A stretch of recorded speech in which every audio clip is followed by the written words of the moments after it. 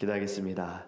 사랑해 주님 감사합니다. 우리를 위하여 가장 높은 곳에서 가장 낮은 이 땅에 가장 천한 몸으로 오신 주님을 찬양하며 경배합니다. 하나님, 저희들 하나님 허락하신 오늘의 예배를 통하여서 우리에게 주어진 이 삶이 아버지 당연한 것이 아니라 주님께서 우리를 위하여 십자가에서 죽으시고 우리에게 생명을 주시고 또 우리에게 주님의 나라의 소망을 주셨음에 감사할 수 있는 은혜의 자리가 되게 하여 주시옵소서. 저희들 성탄을 맞이하면서 하나님 진정한 복음 예수 그리스도의 놀라우신 은혜를 기억하며 더욱 감사와 더욱 기뻐하며 즐거워하며 또 많은 사람들과 주의 사랑을 나눌 수 있는 따뜻한 또 하나님 축복이 넘치는 거룩한 성탄절이 될 수 있도록 성령님이 함께하여 주시옵소서. 오늘 말씀을 통해 깨닫는 지혜를 주시고 우리의 삶에 믿음으로 나타날 수 있는 주님의 선하신 뜻이 있기를 간절히 원하며 우리와 함께하시는 예수 그리스도의 이름으로 기도합니다. 아멘. 오늘 우리 하나님의 말씀 함께 보겠습니다. 사도행전입니다. 사도행전 24장 23절에서 27절 말씀입니다. 사도행전 24장 23절에서 27절 말씀 22절부터 읽겠습니다. 사도행전 24장 22절부터 27절입니다. 우리 함께 읽겠습니다. 벨릭스가 이 도에 관한 것을 더 자세히 아는 고로 연계하여 이르되 천부장 루시아가 내려오거든 너희 일을 처결하리라 하고 백부장에게 명하여 바울을 지키되 자유를 주고 그의 친구들이 그를 돌보아 주는 것을 금하지 말라 하니라. 수일 후에 벨릭스가 그 안에 유대 여자 두루실라와 함께 와서 바울을 불러 그리스도 예수 믿는 도를 듣거늘 바울이 의와 절제와 장차 오는 심판을 강론하니 벨릭스가 두려워하여 대답하되 지금은 가라. 내가 틈이 있으면 너를 부리라 하고 동시에 또 바울에게서 돈을 받을까 바라는 고로 더 자주 불러 같이 이야기하더라. 이태가 지난 후 보르기오 베스도가 벨릭스의 소임을 이어받으니 벨릭스가 유대인의 마음을 얻고자 하여 바울을 구려하여 두니라. 아멘. 할렐루야. 성탄의 기쁨이 우리 안에 가득하기를, 여러분들의 삶의 가정에 충만하기를 간절히 원합니다. 말씀을 보면 이제 바울은 복음을 전하다가 억울하게 붙잡히고 공회에 서서 지금 재판을 받습니다. 사실 이러한 일은 또 전에도 여러 번 있었죠. 감옥에 들어가기도 하고 또 어려움을 당하기도 하지만 그는 복음을 전함에 있어서 멈추지 않습니다. 오히려 복음은 더 또렷하게 증거되어지는 것을 우리는 보았습니다. 이걸 보면 복음은 상황에도 공간에도 문제에도 절대 제한을 받지 않습니다. 어디에서나 복음은 증거될 줄 믿습니다. 지금 벨릭스 총독 앞에 서 있는 바울, 굉장히 긴장감이 팽팽한 상황입니다. 총독은 정치인이고 바울은 죄수예요. 변호사의 아첨으로 인하여서 이만희 총독의 마음은 다른 쪽에 가 있을 수 있어요. 바울을 고발한 이들에게 마음이 쏠려 있을 수도 있어요. 하지만 바울은 어떠한 상황에도 절대 변명하지 않습니다. 권력 앞에서도 주눅들지 않고 그는 자신의 억울함을 과정에서 변호하지도 않고 있는 그대로 말합니다. 오늘 본문을 보면 우리가 읽지 않았지만 이 앞에 바울이 이런 이야기를 합니다. 나는 성전을 더럽힌 적도 없고 백성을 선동한 적도 없습니다. 이것은 단순히 나는 무죄입니다 라고 주장하는 것이 아니라 자신의 신앙을 고백한 겁니다. 자기의 의를 증명한 것도 아니고 나도 하나님을 믿는 사람이고 나도 율법을 지키는 사람이고 나는 정직한 사람입니다 라는 것을 그는 고백한 거예요. 여러분, 바울의 모습을 보면서 우리가 좀 닮아야 할 것은, 배워야 할 것은 때로는 때가 있고 시간이 필요하다라는 겁니다. 어떠한 상황에서 우리가 먼저 반응할 것이 아니라 좀 잠잠히 침묵하며 기다릴 때에 하나님의 때에 하나님께서는 우리의 하나님이 변호사가 되어주시고 하나님이 보호하여 주셔서 그 모든 상황 가운데에도 하나님의 일이 나타나게 될 줄 믿습니다. 우리는 억울할 때 너무 급하게 해명할 때가 있어요. 급하게 변명하고 급하게 일을 처리할 때가 있는데 여러분, 그것이 은혜로 나타나지 못하는 상황들이 있지요. 어떻게든 빨리 나를 좀 변화하고 싶은 마음이 때로는 분노로 나타나게 되어지고 다른 사람에게 좋지 않은 모습으로 나타날 때가 있습니다. 그렇게 여러분 바울처럼 큰 소리가 아니라 침묵하면서 때가 될 때에는 복음을 증거하는 저와 여러분이 되기를 간절히 원합니다. 세상은 목소리가 큰 사람이 이긴다고 하지만요, 하나님 앞에서 진실한 사람이 반드시 이기게 될 줄 믿습니다. 이 시대에 살아가면서 세상의 사람들의 그 뜻 가운데 우리가 흘러갈지 몰라도 반드시 심판의 날이 있을 것이고 그때에는 하나님께서 모든 것을 다 결산하게 될 거예요. 그렇게 우리는 늘 정직하는, 하나님 앞에서 정직한 그러한 모습이 있어야 할 줄 믿습니다. 바울은 자신을 비난하는 사람들에 대해서 똑같이 반응하지 않습니다. 자신이 믿는 것을 당당히 선포합니다. 어쩌면 사람들은 바울을 유별나다라고 말할 수 있는데 세상은 주를 믿는 사람들, 주를 위한 열심을 가진 사람들, 복음을 전하는 사람들을 유별나다고 할 수 있어요. 여러분, 그렇지만 바울이 도를 따라 하나님을 섬겼다고 고백한 것처럼 우리도 이러한 고백이 있어야 하는데 한번 우리를 잘 돌아봤으면 좋겠어요. 우리는 세상의 눈치를 보면서 때로는 우리가 이 땅에 살아가면서 사람들 앞에 어쩔 수 없이 저도 교회 다니는 거예요. 부모님이 다녔기 때문에 저도 다니는 거예요. 그냥 예전부터 다녔기 때문에 그냥 다니는 거예요 라고 말하고 있는 것은 아닌가. 아니면 나는 당당하게 저는 예배하는 사람입니다. 저는 진정 하나님을 사랑합니다. 저는 하나님 없이는 살아갈 수 없는 사람입니다 라고 고백하는지, 여러분, 우리는 변명하는 자, 타협하는 자가 되지 말고요, 진정한 신앙을 고백하는 사람이 되어야 할 줄 믿습니다. 복음이 내 형편에 따라서 달라져서는 안 됩니다. 복음은 절대 변하지 않습니다. 어떠한 상황에도 포기하지 말아야 할 것은 믿음인 줄 믿습니다.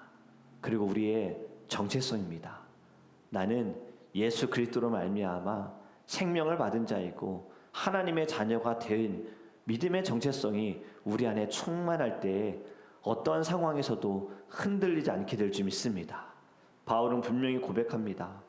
나는 율법과 선지자를 믿고 의인과 악인의 부활을 믿는다. 그리고 하나님과 사람 앞에서 항상 양심에 거리낌이 없이 자신은 살아왔다라고 고백합니다. 여러분, 우리도요, 정말 복음이 없으면 살 수 없는 자로 이 세상에 보여줘야 할지 믿습니다. 구원은 은혜로 받지만 삶은 양심으로 살아가야 하는 거예요. 구원은 행위가 아닌 믿음으로 말미암지만 은혜로 받는 것이 맞지만 구원받은 사람은 반드시 책임을 가지고 양심에 따라서 선한 모습을 드러내야 할 줄 믿습니다. 믿음과 행위가 다르기 때문에 세상의 사람들은 이야기합니다. 교회 가고 싶지 않다. 예수 믿고 싶지 않다. 우리는 간디의 고백이 모든 기독교인들에게는 찔림이 있어야 된다고 생각합니다. 나는 예수는 좋지만 기독교인은 싫다라고 말한 말, 이 말은 결국 기독교인이, 성도들이 예수님을 닮지 않았기 때문에, 예수님처럼 말하고 예수님처럼 행동하지 않았기 때문에, 예수님처럼 십자가에서 죽을 마음이 없기 때문에 보이지 않는 거예요. 세상 사람들, 일반 사람들이 볼 때 예수는 정말 좋은 분 같은데, 죄인을 위해 죽었다고 하는데, 억울하게 죽었다고 하는데, 고난 당했다고 하는데, 왜 내가 아는 크리스찬들은, 왜 내가 아는 교회 다니는 사람들은 고난도 고통도 당하는 것 같지 않고 십자가를 지려고 하는 것 같지도 않고 오히려 세상의 사람들보다 더 편안함을 누리려고 하는가라는 이 모습 때문에 나는 교회 가고 싶지 않습니다. 나는 예배하고 싶지 않습니다. 여러분, 구원은 믿음으로 말미암은 것이지만 믿음의 열매는 선함으로 드러나야 주님께 영광이 되어지고 복음의 진정한 능력이 나타나게 될 줄 믿습니다. 우리 오늘 이 모습을 보면서요, 우리를 돌아봤으면 좋겠습니다. 나는 정말 내 십자가를 지고 주님을 따라가고 있는가? 이 세상의 사람들이 볼 때 내 안에, 내 모습에, 내 입술에 예수가 있는가? 이것을 우리 한번 돌아보기를 주님의 이름으로 축복합니다. 여러분, 바울은요, 어느 자리에 있다 하더라도 신앙을 낮추지 않았고 상황이 불리하다라고 해서 그는 자신에게 주신 하나님의 은혜를 잊어버리지 않았습니다. 15절과 16절에 바울이 이렇게 고백합니다. 그들이 기다리는 바 하나님께 향한 소망을 나도 가졌으니 곧 의인과 악인의 부활이 있으리라 함이니라. 이것으로 말미암아 나도 하나님과 사람에 대하여 항상 양심의 거리낌이 없기를 힘쓰나이다. 바울이 감옥에서 담대할 수밖에 없었던 이유, 바로 15절의 말씀처럼 부활의 소망이 있었기 때문입니다. 죽음 너머의 소망이 있는 사람은 이 땅의 안락함에 만족하지 않습니다. 하나님의 나라에 소망을 두고 있기 때문에 이 땅에 전혀 어떠한 뜻도 두지 않습니다. 그렇기 때문에 복음을 위해 고난을 받은 사람들, 복음을 전하다가 어려움을 당하는 사람들, 상황 속에서도 굴하지 않는 이유는 부활의 소망을 두었기 때문인 줄 믿습니다. 하나님의 나라에 소망을 둘 때에는 어떠한 고난을 만나도 풍랑을 만나도 흔들리지 않게 되어집니다. 우리도 소망이 어디에 있는지를 보아야 할 줄 믿어요. 지금 내 믿음이 흔들린다. 내 믿음이 약해져 가고 있다. 내가 지금 나의 마음이 하나님으로부터 좀 멀어지고 있다라는 것은요, 지금 내 소망은 하나님의 나라에 있는 것이 아니죠. 이 땅에서 좀 잘 살아보자, 좀 잘 누려보자, 이것이 잘못됐다고 말씀드리는 게 아니에요. 저는 우리 모든 성도님들 이 땅에서 다 잘 사셨으면 좋겠어요. 그것이 매일 저희 가정에서 하는 기도입니다. 식사 기도할 때마다 빠지지 않는 기도입니다. 하나님, 오늘도 우리 성도님들 지켜주세요. 안전하게 보호해주세요. 오늘이 어제보다 더 기쁘고 감사, 예수로 인하여 충만한 하루가 되게 해주세요. 다 주님 부자 되게 해주세요. 그것이 정말 하나님의 영광을 쓰임받게 해주세요. 그런데 무엇이 문제냐? 우선순위입니다. 당연히 이 땅에서 우리도 다 주님의 은혜로 감사하며 모든 축복을 누려야 하는데, 우선순위, 어느 순간에는 첫 번째였던 하나님은 점점 뒤로 물러나게 되어지는, 결국 이것이 우상이 되어지고 하나님과 멀어지는 것이 아닌가. 그리고 나의 소망이 더 이상은 하나님의 나라에 있는 것이 아니라 베드로의 고백처럼 이곳이 좋사오니, 지금이 좋사오니. 여러분, 우리는 편안함에 익숙해지지 않아야 할 줄 믿습니다. 소망의 시선이 영원히 아닌 현재의 안락에 고정되지 않기를 간절히 원합니다. 여러분, 믿음이라는 것은요, 단순히 우리 마음에 평안을 주려고 하는 것이 아니에요. 믿음은 나의 문제를 해결하기 위한 것도 아닙니다. 믿음은 부활의 주님을 만날 표대를 향하여 달려나가는 경주인 줄 믿습니다. 그렇기 때문에 여러분, 신앙생활하면서 평안할 것을 기대하지 마시고 오히려 고난을 대비하시기를 간절히 원합니다. 말씀으로 대비하시고 믿음으로 대비하셔야 하는 거예요. 그럴 때 주님께서 우리 안에 충만한 은혜를, 그리고 감당할 수 있는 마음을 주실 줄 믿습니다. 여러분, 오늘 바울을 보면 재판은 미뤄졌습니다. 정의는 보류되었고 진실은 대기 상태가 되었지만 이 또한 하나님의 전략적인 멈춤이었어요. 왜냐하면 23절에 보면 백부장에게 명하여 바울을 지키되 자유를 주고 그의 친구들이 그를 돌보아주는 것을 금하지 말라 하니라. 아멘. 지금 이 시간 동안 바울은 사람들을 만나 복음을 전할 기회를 얻었습니다. 지금 바울은 분명히 감옥에 갇혀있지만 자유를 얻었어요. 제가 5년 동안 감옥에 있는 분에게 매주 신방했다 그랬잖아요. 갈 때마다 검사 다 합니다. 소지품 검사 다 합니다. 핸드폰 못 갖고 들어가게 합니다. 심지어는요, 제가 그분이 설교문을 원하셔서 주일 설교문을 프린트해서 가지고 가요. 그리고 그 설교문 스테이플러 안 돼요. 바로 빼야 돼요. 그래서 제가 종이 여러 장이기 때문에 이거 떼어질까봐 종이끼리 묶어주는 스테이플러가 있더라고요. 그걸 또 제가 사가지고 그걸 매번 찍어서 갖다 주고, 책도 하드커버 안 돼요. 무조건 종이로 된. 만약에 하드커버면 그 겉표지 뜯어야 합니다. 먹을 거 당연히 못 갖고 들어갑니다. 여러분, 감옥은요 제한되어 있어요. 자유가 전혀 없는데 지금 보면 바울을 찾아오는 사람이 누구든 막지 말아라. 그들이 바울을 어떻게든 도와주도록 다 해줘라. 만나게 해줘라. 여러분 지금 감옥이에요. 분명히 감옥이지만 지금 이 자리가 어떤 자리가 됐습니까? 말씀을 나누는 자리가 되었고 감옥 안이 오히려 강단이 되어졌어요. 예배하는 자리가 된 거예요. 바울이 준비한 거 아닙니다. 바울을 붙잡아준 사람들이 준비해 줬어요. 여기에 장소를 줬으니 복음 전하세요. 여러분 이것이 바로 하나님의 뜻이다라는 거예요. 우리의 삶에도 갇힌 것 같고 원하지 않는 자리에 있을 수 있지만요, 그 자리 또한 하나님이 인도하신 자리인 줄 믿습니다. 복음이 바로 이렇습니다. 늘 이렇게 말도 안 되는 자리에서 말이 되게 되어지는 상황이 복음으로 말미암아 나타나게 되는 거예요. 저와 여러분도 오직 예수, 오직 복음, 오직 말씀으로 살아가시기를 주님의 이름으로 축복합니다. 바울은 이 감옥 안에서도요 복음을 전합니다.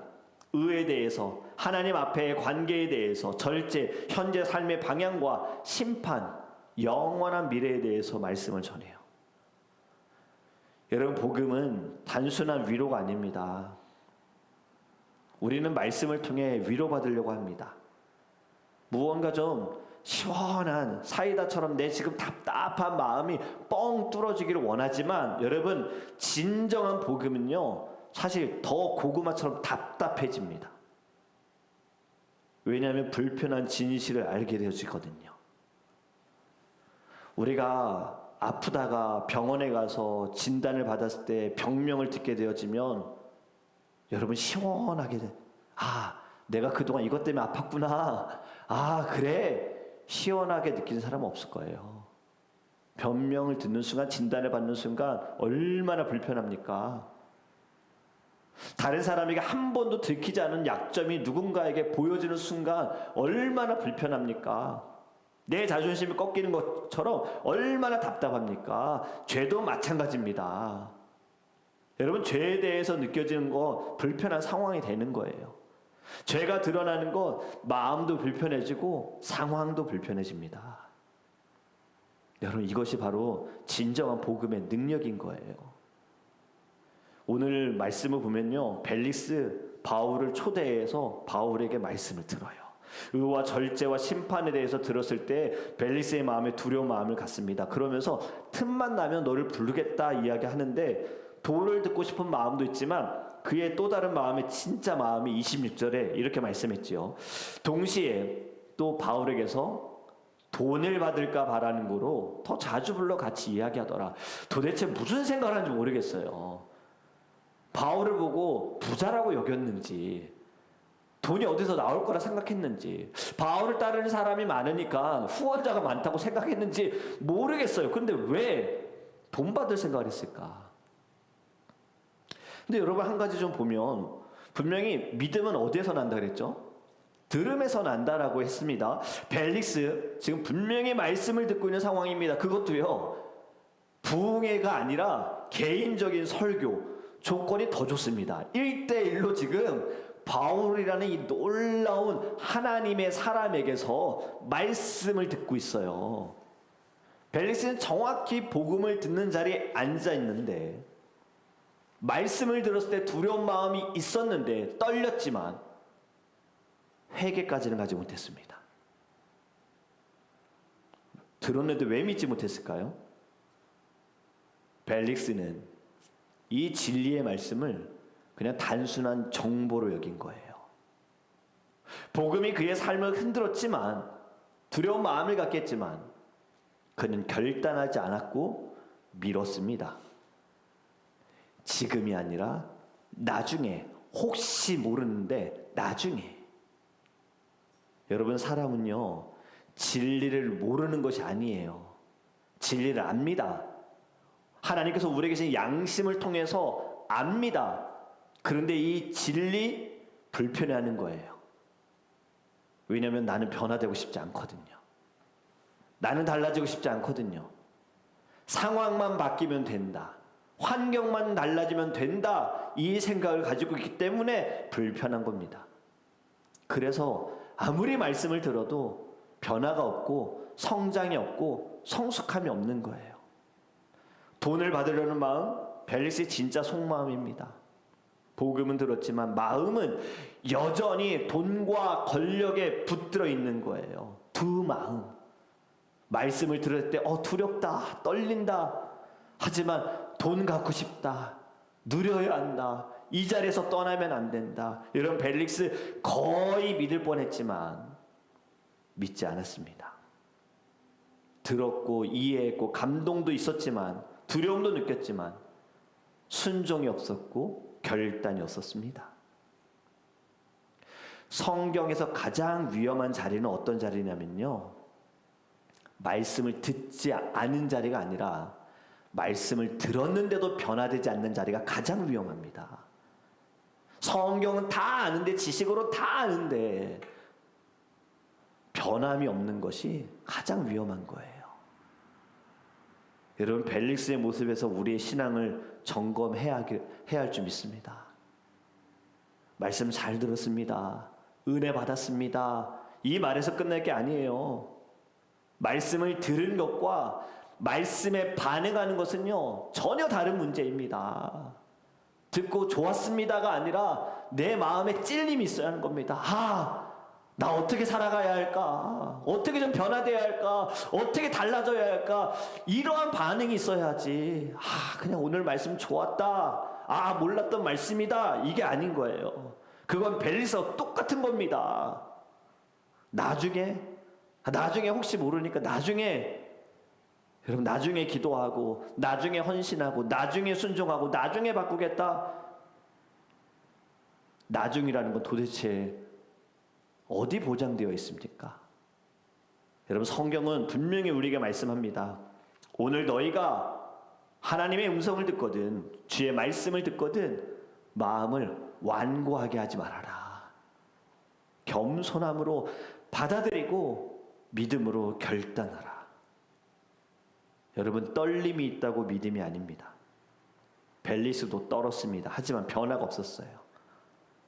감정은 은혜의 증거가 될 수 있지만 순종이 없는 떨림은 진정한 구원의 반응이 아닙니다. 오늘 말씀을 통해 여러분 결단하시기 바랍니다. 더 이상 미루지 마시고 즉각적으로 여러분 반응하셔야 합니다. 다음해가 아니라 지금이 기회입니다. 오늘이 기회입니다. 지금 순종하겠습니다, 이 말을 할 때 하나님께서 주신 말씀은 더 이상 정보가 아니고 지식이 아니고요, 우리 안에 성령의 충만함이 될 줄 믿습니다. 오늘 이 아침에 우리가 이것을 두고 같이 기도했으면 좋겠습니다. 나는 말씀을 들을 때 어떠한가? 좋다 여기에 끝나는가? 아니면 결단하는가? 내가 정말 그동안 잘못 살았구나, 내가 다 옳다고 여겼는데 그게 아니었구나, 마음에 찔려 아버지여 제가 어찌하면 좋겠습니까? 주님, 제가 무엇을 하면 좋겠습니까? 이러한 마음으로 이제는 말씀 앞에 서 있는 저와 여러분이 되기를 주님의 이름으로 축복합니다. 이제 우리 함께 기도하기 원합니다. 여러분, 첫 번째로 기도하기 원하는 것은요, 지금이 기회입니다. 지금을 놓치지 마세요. 나중이라고 말씀하지 마세요. 나중에 괜찮을 때, 시간이 될 때, 여유가 될 때, 건강해질 때, 회복되어질 때가 아니라 지금이어야 됩니다. 주님은 지금 여러분을 만나려고 어쩌면 여러분을 그렇게 어렵게 하시는 걸 수 있고 풍랑을 허락하신 걸 수 있어요. 지금을 놓치면 안 됩니다. 지금 이 순간 결단하세요. 하나님, 제가 따르겠습니다. 주님, 제가 변화되기 원합니다. 주님, 제가 성숙해지기 원합니다. 더 이상은 머리로서가 아니라 내 심장으로서, 가슴으로서, 주님, 내 삶으로서 예수가 드러나게 해주세요.